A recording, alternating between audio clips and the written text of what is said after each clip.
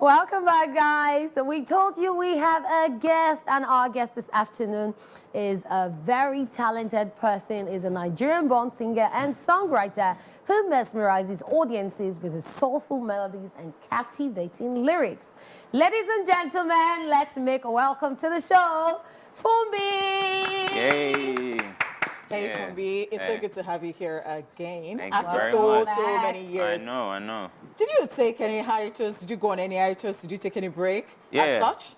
Yeah. Because I was wondering and reading your bio, I'm like, okay, so you had works even afterwards because there was Serenade. Exactly. There was another one right now that has escaped me. My Intentions. And Yeah. I'm like, okay, so it must have been that you took a break because that year, hallelujah. And I went on YouTube and I saw that it is 2.2 million views. Yeah.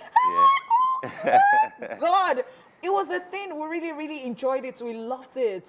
So you want to tell us about your journey? Where have you been? Talk to your fans. Yeah, actually, after I released Hallelujah, I released a project called Serenade a few years after that. Yeah. And then I took a break because I wanted to really understand like what kind of sound I wanted to put forward, what I wanted to do next.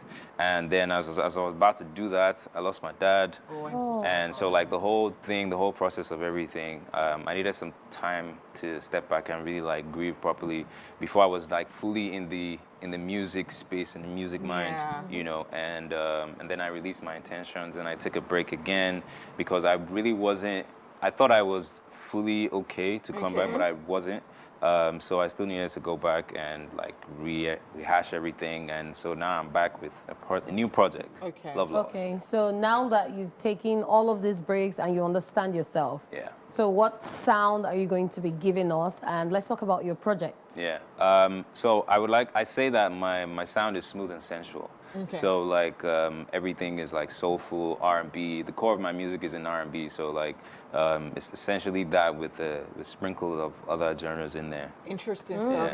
So lately, people have been going back and forth about Afrobeats. And so you'd hear maybe somebody say that, oh, they should not box them. They're not, you know, they can do Afrobeats. If they like, they can do another thing. And then you see some people from another school of thought entirely talk about Afrobeats and say, that is why we're not together. Like, you know, this is a discord being planted by the white people because Afrobeats is already your thing. It's an African thing. It's like an umbrella that everybody should come under, whether you do R&B or you do this. But now that you are already buying that idea of, okay, so I'm an African, but I don't do Afrobeats, like there is going to be that discord and people are going to forget about Afrobeats in a very, you know, short time. What is your take about that? I think Afrobeat is even too big for anybody to forget about. It can never be forgotten. I think, me personally, I love R&B, but I also love Afrobeats, and you can't take the Africanness away from me because I was born here. Like everything that I know is here. So it's really about how people work with the genres. Like music is a universal thing. Like whatever sound you make, you know, there are influences from different places. Like if you hear my music as well, there's influence from Afrobeats as well. Like you can hear it in the patterns and the rhythm of the music.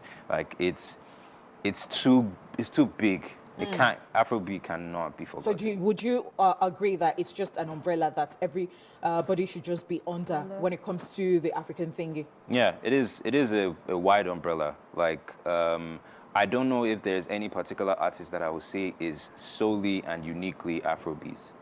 Everybody has like a different element. Afrobeat, I would say, is kind of like the base of like the cooking. Okay. It's like the dough of the pizza. Maybe we shouldn't even call it a genre. Yeah. That's what I would say. All right. So music for you is something that you've done for a very long time. A lot of people are seeing you and they're wondering what is going on, who is this person? Because most times when Nigerian musicians take a break or a hiatus and they come back, people feel that they're new to the music scene. So the break you took, what have you discovered about the music business or the music journey that you feel will help you now and maybe make your music reach your audience, your desired audience faster? I think, first of all, I have to give props to all the people that have done great things and have been able to shed lights on the Nigerian music industry.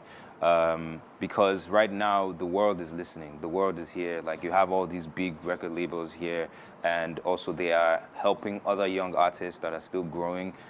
You have people like the Orchard who I work with who help with distribution and all of these things, and they also even fund the music as well. So like it's a beautiful thing in the sense that even in going away, I've realized that like the music has grown. There's more attention. People are more open to different genres of music.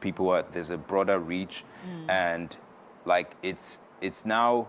I mean, it's not easy, but there's a better chance to be a global artist even coming from here. You know, and I think that's a beautiful thing. That's right. Okay, we'll go on this break and we will be checking out Funbi's intention. Yeah, so stay here with us.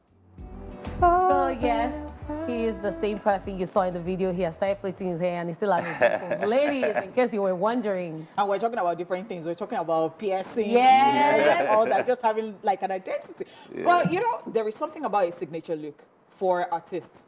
You know that thing of, okay, you see somebody and you already know that this is. And there are some artists that you see them today, they look different. You see Tomorrow, them yes. So, Yeah. I don't know. Have you Yeah. ever thought about that? Like maybe you want to just have a signature look that. Yeah, I think it's actually a good idea to have a signature look so people can always identify you wherever you are. You're unique, you stand out wherever you go. But there are people that, you know, whichever way works for them, you know, they can always stand out as a brand. So why That's did you right. decide to keep your hair? I just don't like not having hair. Oh, wow. Okay, so we just checked out your video, My Intentions. Take us through the creative processes of that, and let's talk about the project that you just dropped.